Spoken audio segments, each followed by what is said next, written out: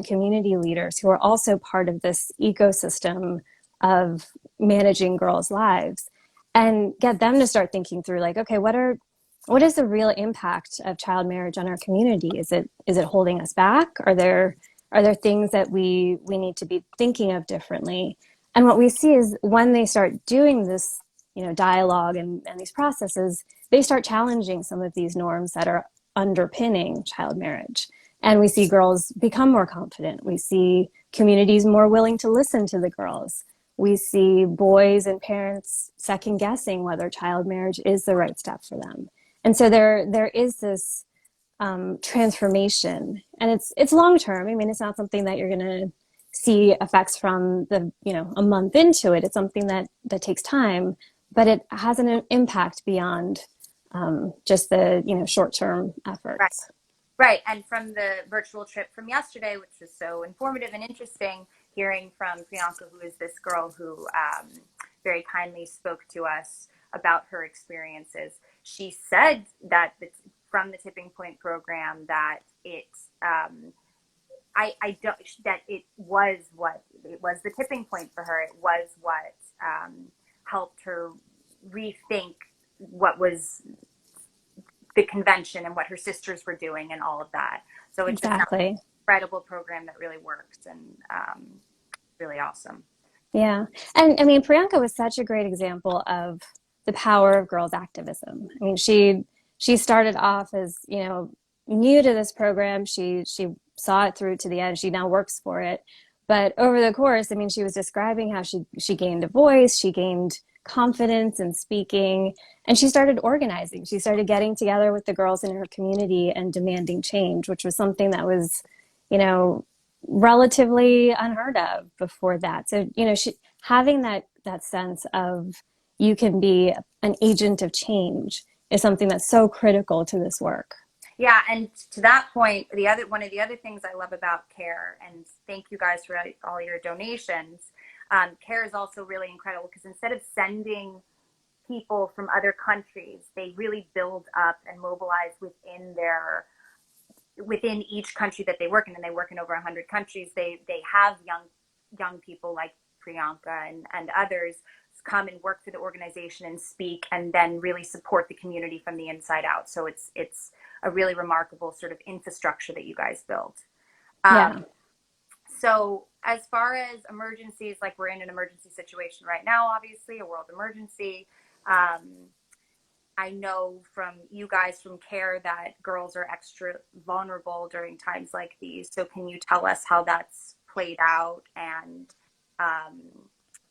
why child marriage is increasing during this emergency and during other Yeah. emergencies? Yeah. I mean, it's unfortunately a reality that girls are very vulnerable during emergencies, whether they're, you know, displaced and fleeing conflict or natural disaster, or whether, like right now where they're sheltering in place. That emergency and that crisis really has an impact, and it makes their, pre-existing vulnerability so much worse. Um, COVID is actually a really great example of that, unfortunately. I mean, I was saying before, the previous estimates were that 12 million girls every year were getting married. Now it's, they're estimating that 13 million additional child marriages will happen just as a result of COVID, 4 million just in the next 2 years. And so you see the impact of how crisis can really change dynamics and make things so much worse. And why this happens, I mean, child marriage it's so complex, like we were saying before, but in emergencies, it's really, it's kind of this concept of marriage for a girl equals protection. So parents will see marrying their daughters off to somebody who's a little bit richer as, they have more ability to protect their daughter. Or they look at the context and say, oh, we're now in a situation where my daughter is much more vulnerable to rape or sexual assault. And so they'll marry their daughter off to kind of protect their honor or protect their reputation.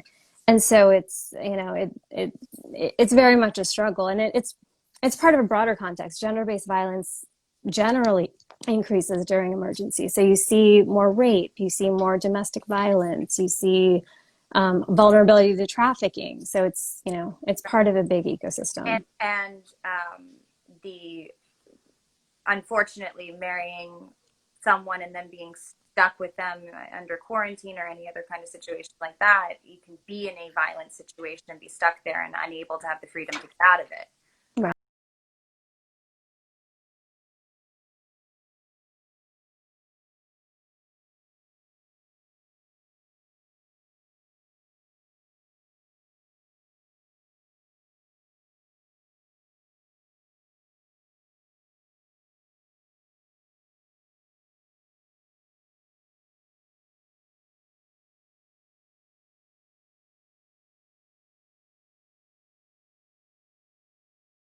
The women and girls in that context that are particularly vulnerable or disproportionately vulnerable. And so the work that we do, I mean, for example, we work a lot in terms of safe spaces, setting up safe spaces so that women and girls can go to get support, get services if they're in a domestic violence situation, get legal services, access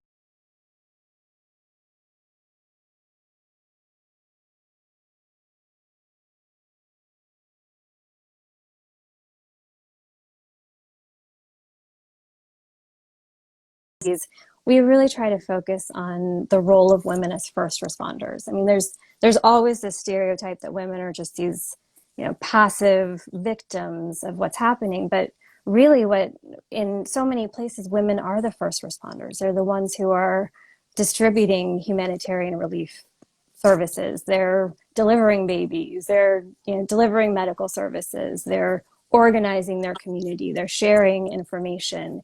And so really highlighting that, and highlighting the fact that despite these roles that they're playing, they're so often cut out of decision making and leadership, and their voices are quashed. And so what CARE tries to do is work with women's rights organizations in those communities who are doing this work on the ground to support them and bring them more into the leadership fold and amplify their voices so that they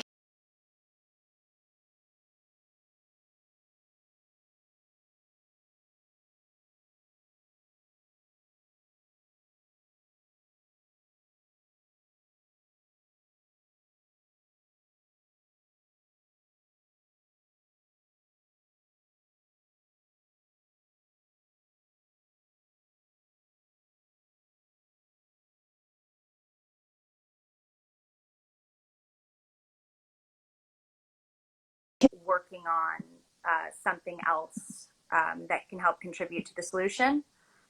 yeah, I mean, well, first, thank you. Thanks for, you know, using your platform and your voice to speak up on these issues. It's incredibly important to learn about them, to understand them, and to really just be motivated to do something. One of the things that we are doing at CARE is trying to advance legislation that'll bring more attention to these issues. So we have a bill called the Safe from the Start Act, which is a bipartisan piece of legislation. So both Democrats and Republicans have supported this. And it's really intended to bring more attention to gender-based violence in humanitarian emergencies specifically. Mainly because it's so often things like rape or child marriage or domestic violence are ignored during the course and the chaos of an emergency. And so this bill is intended to bring more US government resources to this issue, to make permanent an existing program that already exists within the US government to support organizations who are providing humanitarian assistance to prevent gender-based violence, and to, when it happens, know how to understand it and address it appropriately. Because it's so important to be able to do that work, to fill the gaps, to make sure that we're not somehow making the problem worse with some of our responses and being blind to some of the risks that are out there. And to take this program that already exists, but make it even better by working with women's rights organizations, working with women-led processes that are, you know, so integral to this work, and just really shining a light on this so that we're doing no harm, but also actually working to support and help the women and girls who are dealing with a lot of these issues. Right. So people from the U.S. can sign this petition. Uh, Yes, please. it will automatically generate letters from your representatives in Washington asking them to pass the Safe from the Start Act. So I'm going to put the link in my bio as soon as this is over, so you guys can click on that and sign the petition if you're in the U.S. Um, and do you have anything else that you want to add that I have missed? No, I just want to thank you again, and thanks to all of your viewers. It's fantastic to see so much support, and honestly, this legislation is something that we'd really like to see passed. It's something that has a lot of support on the Hill, and something that will really make a difference. So sign the petition. It sends a letter to your representative in Congress asking them to support the legislation. Thank you so much for your donations. Thank you, Yes, you Alex. guys can donate. You can follow CARE. Um, you can check their website out. And thank you guys so much. Thank you so much, Gayatri. Thank you. Thank you. Bye, guys. Thanks for watching. Bye. Have a good one. Bye.